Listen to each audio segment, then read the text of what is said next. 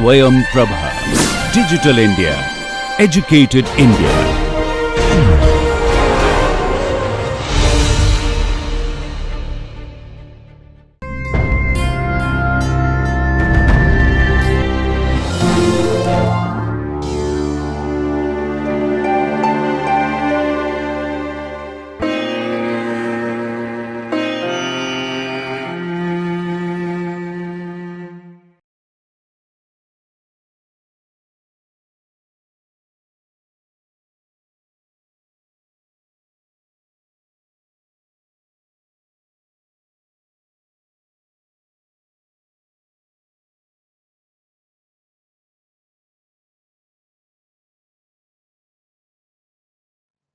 Hello, dear learners. I am Professor Jaseem Ahmed from IASC Faculty of Education, Jamia Millia Islamia, New Delhi.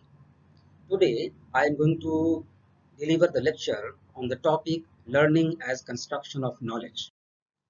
So, friends, today we will try to understand the detail about learning. And so, the objectives of today's discussion is that after the discussion is over, after this lecture, we will be in a position to define learning and what are the various approaches of learning. We will also try to describe learning as a construction of knowledge, and we'll discuss 5 E's approach of constructivist teaching learning. And in this context, we will also try to describe the role of teacher and learner in constructivist approach of teaching and learning. So first of all, we must understand what learning is. You must have studied that learning is basically defined by different psychologists in different ways. There is an entire series of approach of learning and various approaches of learning. Learning is defined in a different fashion, in a different ways. Some sort of definition tells that learning is nothing but it's a process of behavior modification. Some says that learning is nothing but the acquiring new knowledge and new information. Some say that learning is the process of acquisition of experiences, and acquiring new attitude, values, and beliefs are called as learning. Some also says that learning is nothing but the acquisition of habits and attitudes. But the most recent, approach and idea and the philosophy tells that learning is basically the construction of knowledge. So only those knowledge which is constructed by the learner themselves are termed as as a learning. So friends, first of all, we see the learning approaches. So there are 4 different approaches of learning, and the oldest among all these are the behavioristic approach of learning. All the theories under this approach focus on the behavior modification of the learner. And so the center of gravity of all the theories under behaviorist approach is on behavior modification, habit formation, providing experience to the learner, and development of new attitude, belief, and habits. You will find in different definitions given by behaviorists. For example, according to B.F. Skinner, learning is a process of progressive behavior adaptation. So as learners adapt into new behavior, learn new behavior, learn and modify their behavior in day-to-day life, they go on learning new things. Similarly, according to Crow and Crow, learning is the acquisition of habit, knowledge, and attitudes. So whenever a learner develops new habit, learn something new, acquire some new knowledge, and develop some attitudes, basically they are learning something. Similarly, according to Cronbach, learning is shown by change in behavior as a result of experience. So you are looking at all these 3 definitions. In all these 3 definitions, behavior is the focal point. So behaviorist approach of learning basically focus on the behavior modification, and this process of behavior modification, how the behavior is changed in an individual, is the process of learning. So there are different theories under this approach. Some of the theories are listed here.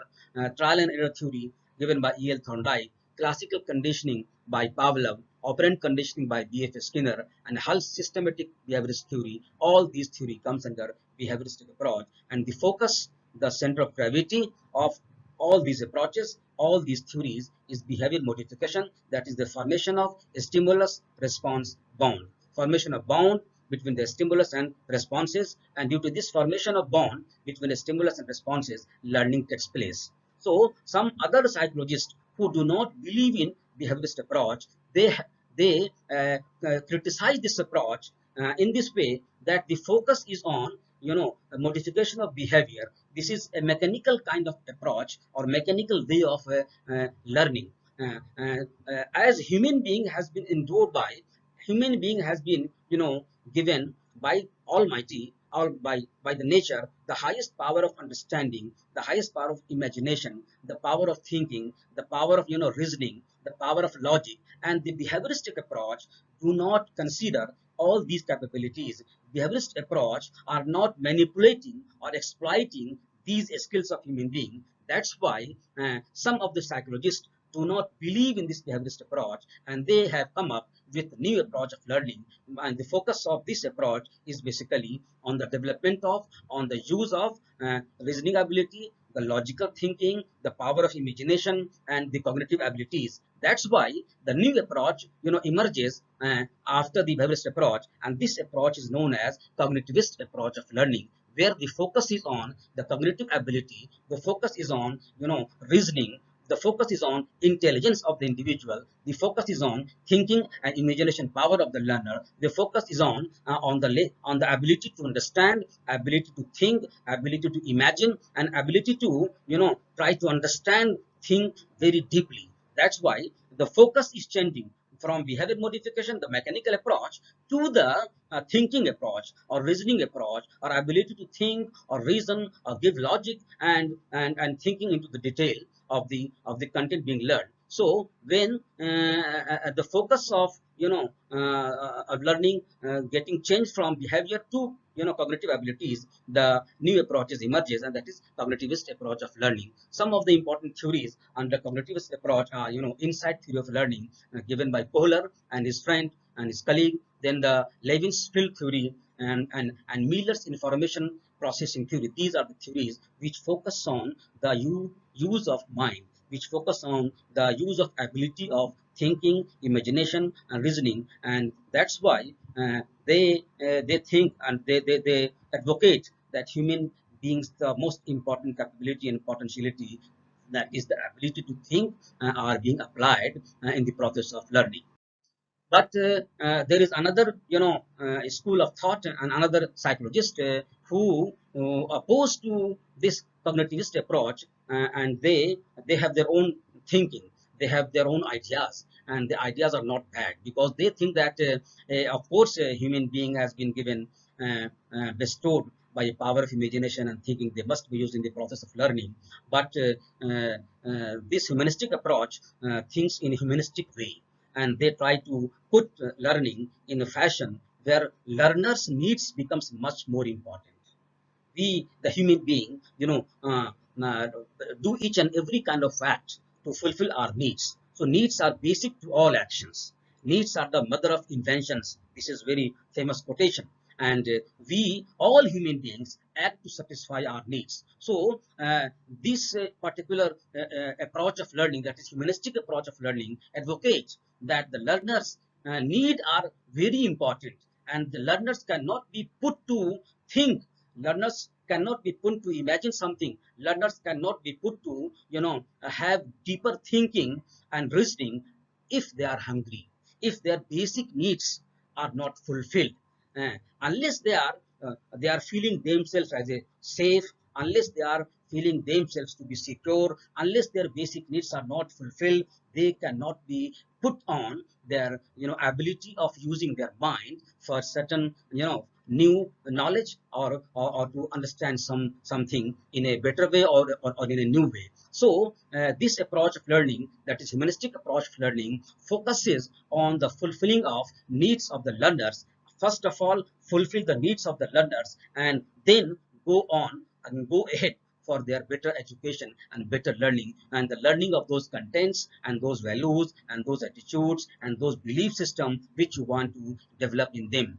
First of all, must try to understand that needs are important, and learners' needs must be fulfilled before they are educated, before they are put to learn. That's why this entire approach is known as humanistic approach of learning. And two, three important theories under this approach are Carl Rogers' self-theory of personality and theory of experiential learning, and Abraham Maslow theory of need, which is one of the most important theory, also taught in management and leadership class and courses. There is a third theory in this series is Albert Bandura's social learning theory. So we as a teacher must try to understand this theory also, and whenever we teach, we must take care of the needs and aspiration of the learner so that they can put in a better position to learn a lot and to use their mind for better achievement.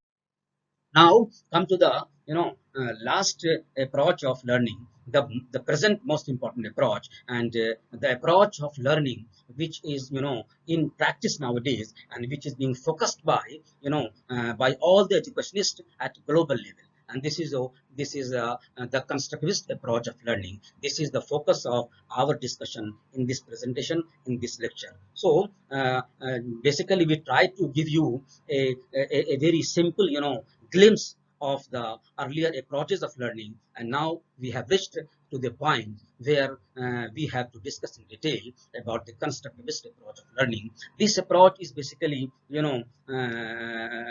developed from the idea of Piaget, Jean Piaget, J.S. Brunner, Montessori, and Lev Vygotsky. All of these thinkers, all of these psychologists believe that knowledge is only that which is constructed by the learners, which is understood by the learners, which learners can explain in their own fashion, in their own way. So they suggest that people actively construct or make their own knowledge, and that reality is determined by the experiences of the learner. Arendt states that constructivism believes in personal construction of meaning by the learner through experience, and that meaning is influenced by the interaction of prior knowledge and new events. So, friends, all learners whom you are teaching in class 6 or class 7 or class 8 or class 9 or at any level of education, all learners must have their previous experiences. You want to give you some new knowledge, and the learners are supposed to develop a link between their previous knowledge and the new knowledge, new information. And this whole process is supposed to be facilitated by the teacher, and this whole process make all the learner, each and every learner in the classroom, to understand in their own fashion, in their own way. So they try to develop their meaning of that particular content being taught to them, and they make their own meaning in their different ways. And this is the process of construction of knowledge. Now try to understand what are the principles of constructivism. With the help of this principle, we can understand what actually constructivism is. So first, and the first most important principle is that knowledge is constructed rather than absorbed or acquired passively. So, as I have discussed in behavioristic approach, the approach was that knowledge is acquired, knowledge is absorbed, knowledge is crammed. So, whatever information or whatever content are acquired by or crammed by the learner or absorbed by the learner without understanding them, that was considered to be learning in that approach. But here in this approach, knowledge is constructed means the knowledge which is constructed and not only crammed and not only absorbed passively. So those knowledge which are constructed by the learner are only considered as a knowledge, and the information or the content whatever teacher is trying to transfer to the learner, and if the learners have just absorbed that passively without understanding them, that is not learning in this approach of learning. The second one is learning is an active process. So learner is not an empty vessel. Means that the learners are required to involve very actively in the process of learning. So in the classroom, we as a teacher needs to involve each and every learner in the classroom in the process of learning. And involvement may be done in different ways. Any of the learner must not be sitting in the class very passively. Each and every learner must be involved in the process of learning. When they become involved in the process of learning, they become active, participant in the process of learning. And when they become active participant in the process of learning, they learn a lot. Learner should not be like an empty vessel. I mean to say that they should not be empty vessel means that something, some information, some principles, some theories, some chunk of information should not be put in the vessel and the cover is closed. And when the examination will be there, the learner will take that chunk of information outside and will write down on the basis of his memory. This is not learning at all. So, constructivism say that learning is only is an active process, and knowledge is only constructed by the learner. Learners construct meaning only through active engagement with the world, makes meaning connections between prior knowledge, new knowledge, and the process involved in learning. So learners are trying to make a connection between their previous knowledge and the new knowledge, and in between the two there are various processes. All these processes needs to be learned by the teacher, and all these processes are need to be adopted by the learners, so that full involvement of all these students may be ensured in the process of teaching and learning. Then all knowledge is socially constructed. This is another important principle. All knowledge is socially constructed means that learning cannot be, done without being social in nature. So learning is a social activity. It is something we do together in interaction with each other rather than an abstract concept. One of the most important, type of constructivism is, social constructivism, where learners construct their knowledge through social interaction, through association, and through communication. Vygotsky believed that community plays a central role in the process of making meaning. So each and every learner try to make their own meaning of the content they are given to, and they are being discussed in the classroom, and whatever meaning each and every learner develop on their own. So these meaning for each and every learner may be different or may be shared, but these share or whatever they are thinking, they all they constitute for their own learning. Vygotsky also states that cognitive development stems from social interactions, from guided learning within the zone of proximal development, as children and their parents co-construct knowledge. So Vygotsky, basically the prominent psychologist in the field of social constructivism, and the theory of social construction of knowledge given by Vygotsky, and he advocated that children should be put within the zone of proximal development. Means children should not be put in their own zone where they can learn whatever they can learn on their own way, or should not be put in third zone where they can't learn anything without because no any assistance is there. So children should be kept between these two zones, and where some sort of assistance, some sort of help, some sort of guidance are available to the learner. If children is put in the in this middle zone, that is the zone of proximal development, the development will be highest for the learners. Next principle is all knowledge is personal. As we have been discussing, that suppose you have 50 students in the classroom and you are teaching any concept like democracy or secularism or diffusion in science, or you are teaching tropic of cancer, tropic of Capricorn in geography, or in the subject of history you are teaching about the immediate cause of World War I. So you are discussing all these concepts with the entire 50 students of the class, and at the end of the class you will find that all the 50 students have developed their own understanding on the topic you have discussed in the classroom. So all these understanding and the meaning that each and every one has developed with your discussion and deliberation. So this particular understanding for a particular learner is basically learning for that particular individual. So this is the reason it is said that all knowledge is personal, and it is not common. Next principle is learning exists in the mind. That is, each learner constructs own interpretation of reality. The constructivist theory posits that knowledge can only exist within the human mind, and that it does not have to match any real world reality. Now, friends, try to see the concept of knowledge in constructivism.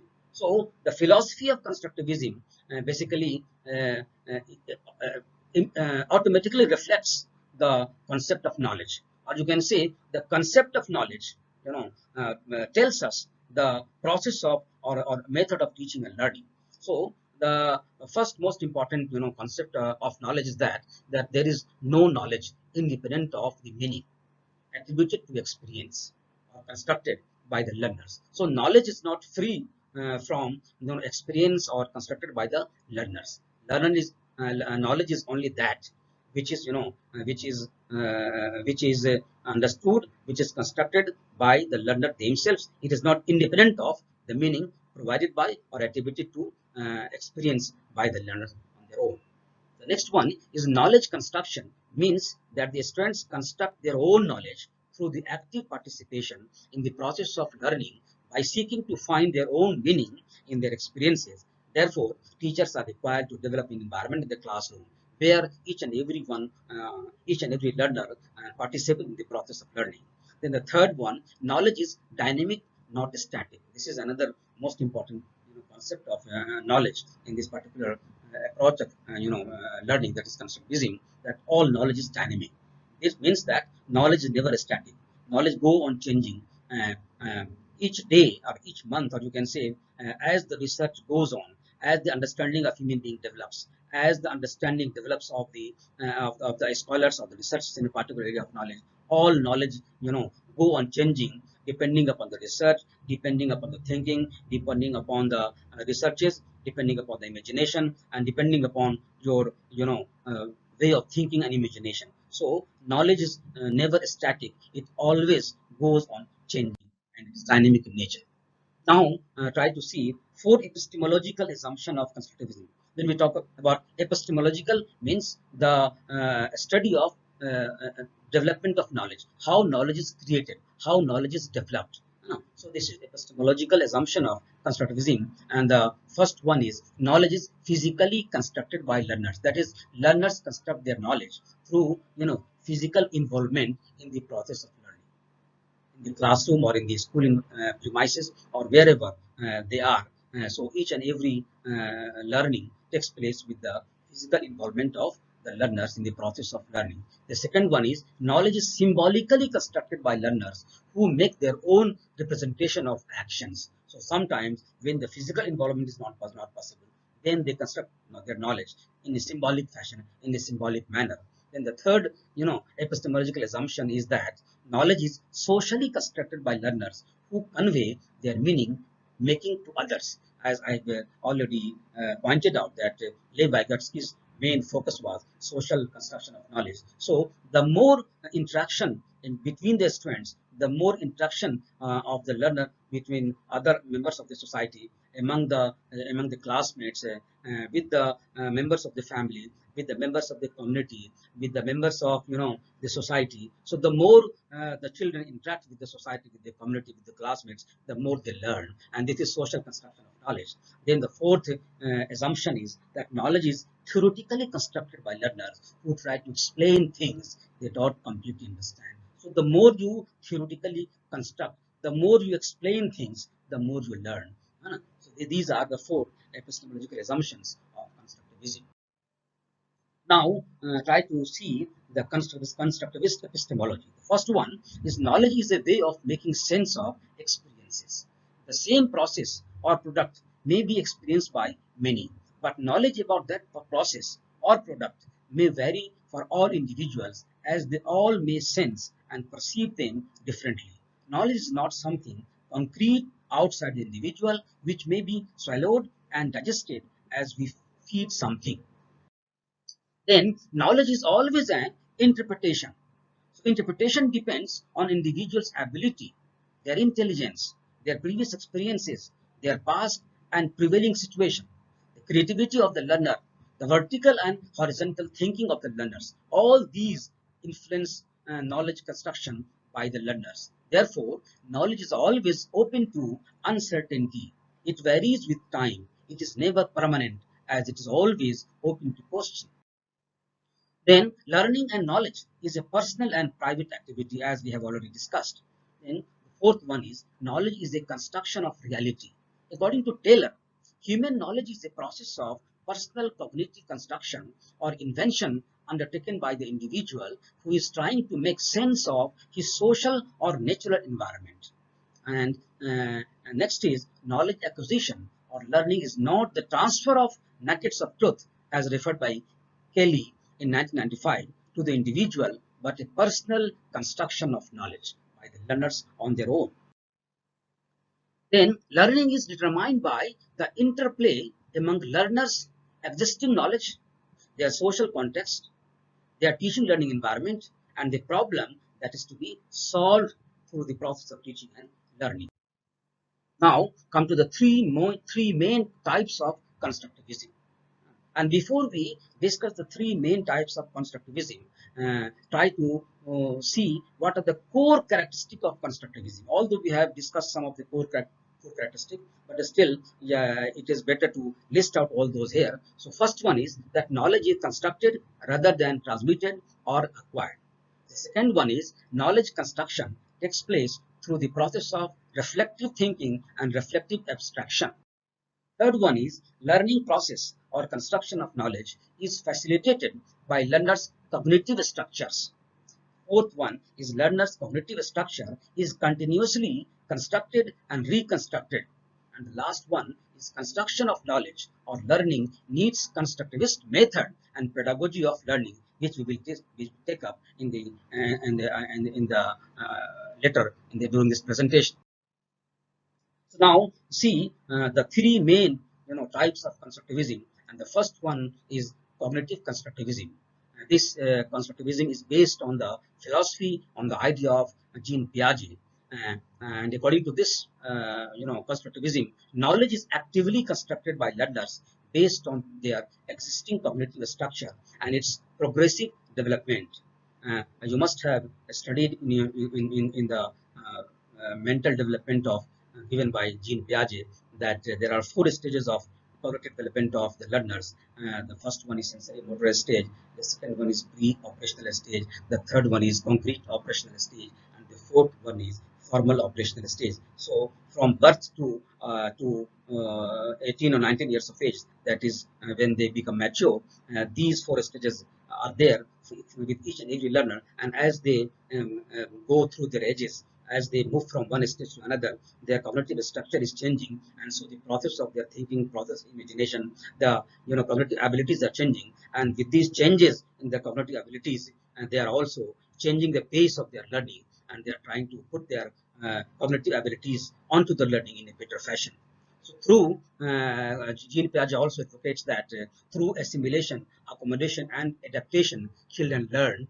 So these are 3 most important, cognitive processes according to Piaget, that people, the learners, try to assimilate new things into their cognitive structure, and if they easily assimilate new information into their existing cognitive structure, then it is fine. But if they feel some problem, if they feel some difficulty in assimilation, if they feel some imbalance and some disequilibrium, then they try to accommodate the new information by trying to find out something in their this existing structure which can imbibe, which can absorb the new information. And so in the mind of the learner, there is some sort of changes in the schema, some sort of changes in the cognitive structure, and due to these changes, maybe that the new information gets something which may absorb and which may find some relation, so that the new information are finally assimilated into the cognitive structure. And the third one is when the new information is totally assimilated, then that particular new information becomes the part of the cognitive structure and are adapted for the new knowledge and for the new information, for the new process of learning which comes in the way.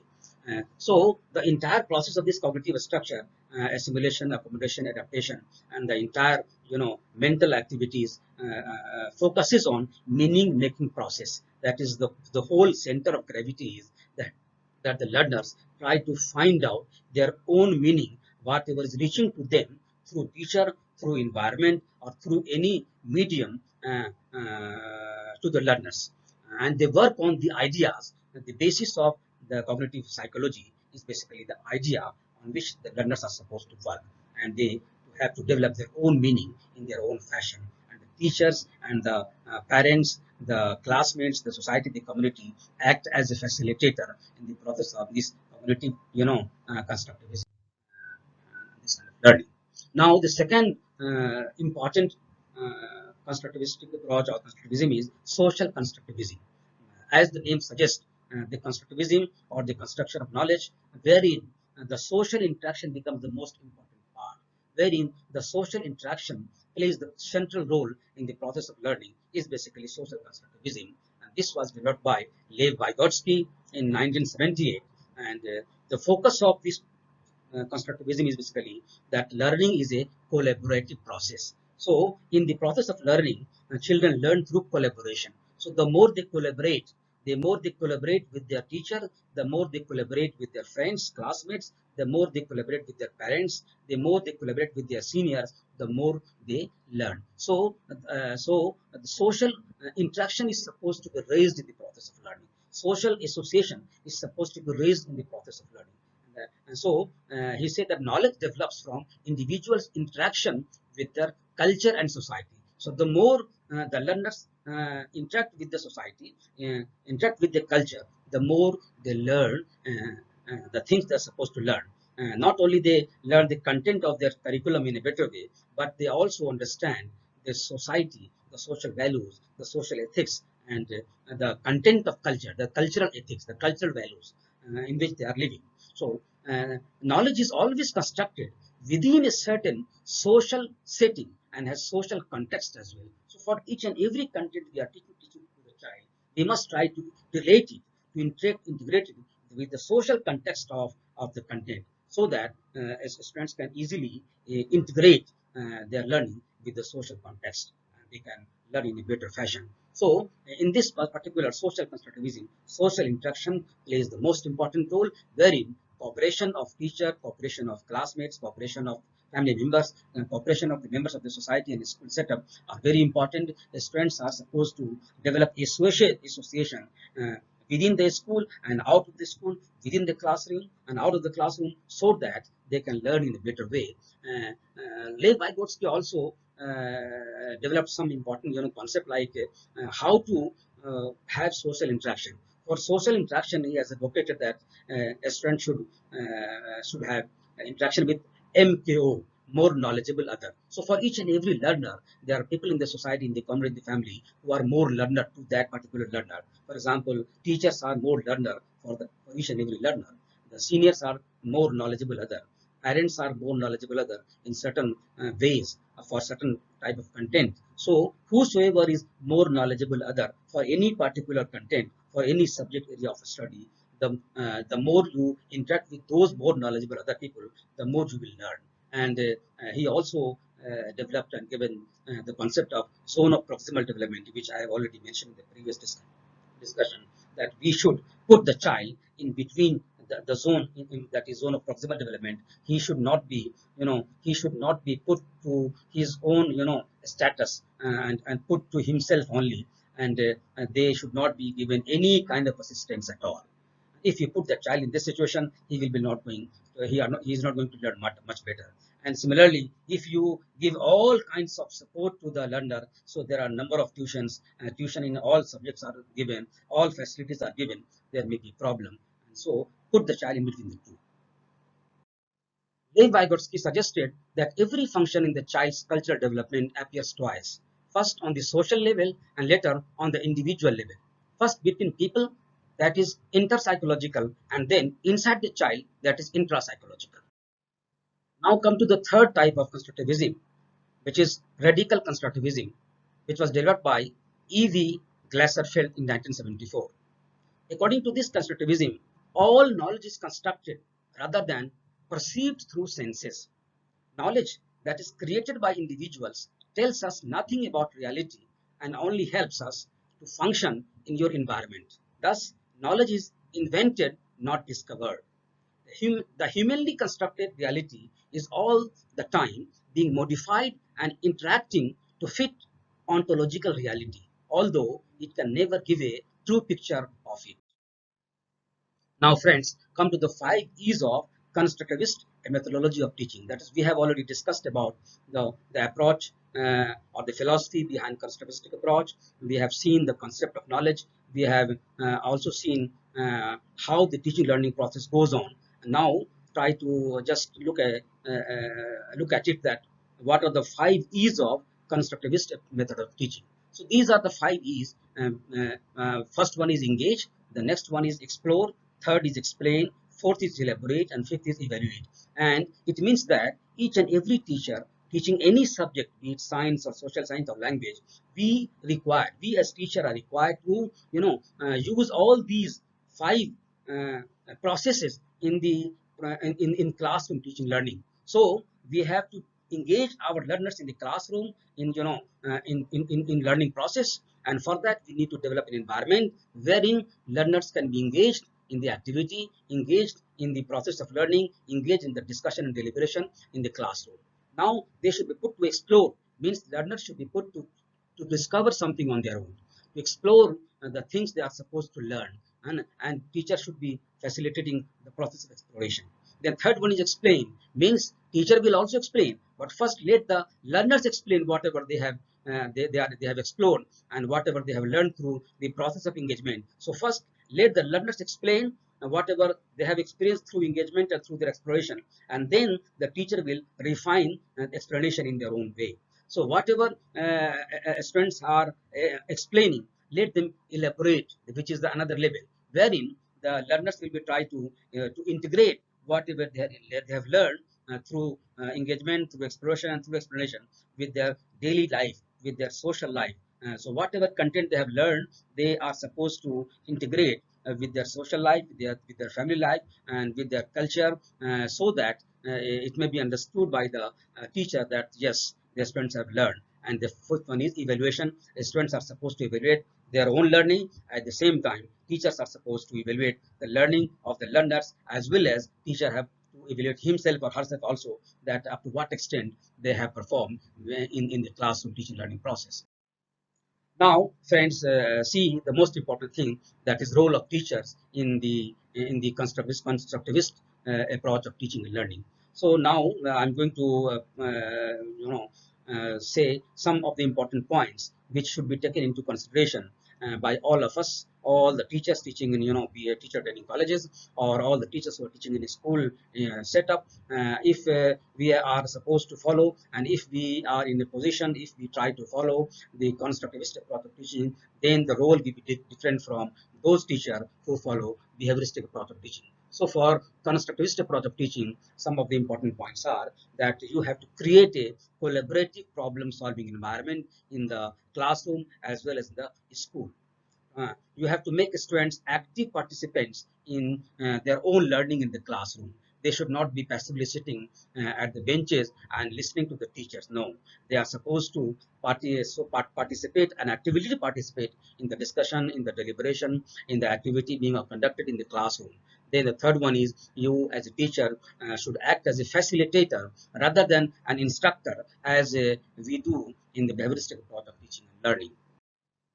The teacher makes sure that she understands the students' pre-existing conceptions and guides the activity to address them and then build on them, their further teaching learning process. We also should provide a scaffolding, which include modeling a skill, providing hints or cues, and adapting material or activity so that the students can learn in a better way and they can develop the concept on their own. Then you as a teacher must encourage learners to bring up on the table their ideas, because we have already discussed that previous ideas, previous experiences are the key to learning in this particular approach of learning. So teachers' responsibility is to bring all those students' ideas onto the forefront in the classroom while teaching learning is going on. Now be careful regarding children's existing ideas, and also regarding the difference between those ideas and their scientific explanation. It is very important that we should take care of this.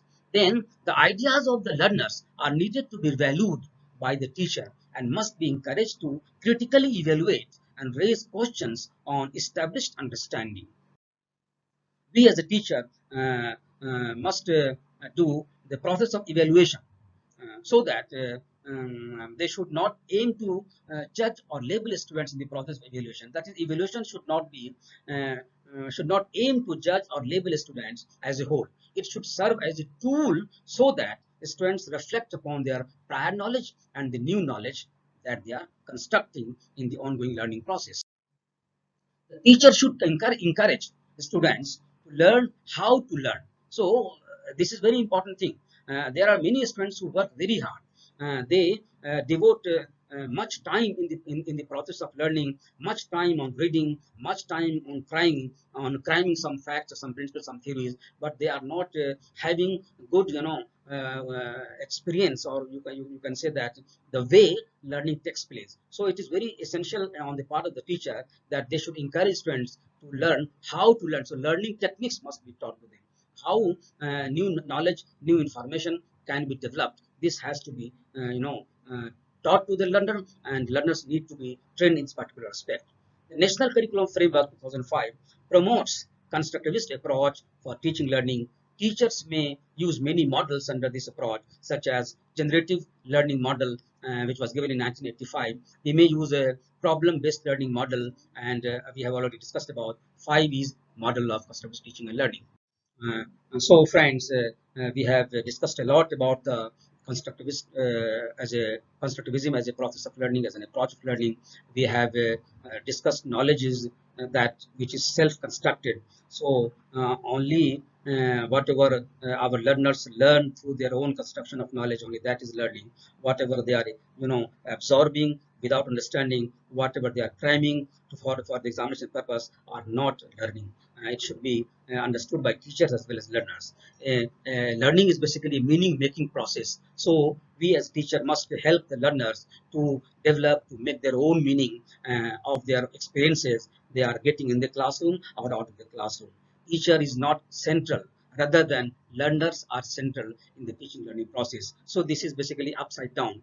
The table is turned. In behavioristic approach, teacher was at the center, wherein constructivistic approach, learners is occupying the central position. They are the heart and soul of the learning process. According to learners' needs, learner aspiration, learner engagements, and their interests, we have to mold our teaching learning process. Then knowledge is not static, as we have discussed in the presentation, but ever changing. And so teachers are also required to change their own way of teaching, change their own depth of knowledge, change their pedagogy, change their methodology, and change their skills of teaching and learning process. Only then they can be succeeded in their attempt to build the nation and build the career of the learners. Three main types of constructivism we have discussed. That is cognitive constructivism, where the focus is on the cognitive structure, the use of the cognitive structure, the use of the cognitive abilities. The second one was the social constructivism, where the social construction was the focal point, and the third one was radical constructivism. We have also discussed the 5E's model of constructivist teaching, and finally we have also discussed the role of teachers in using constructivist approach of teaching and learning. So friends, I hope you must have understood the entire discussion and deliberation. With this, I thank you all and wish you to see in the next presentation. Thank you so much.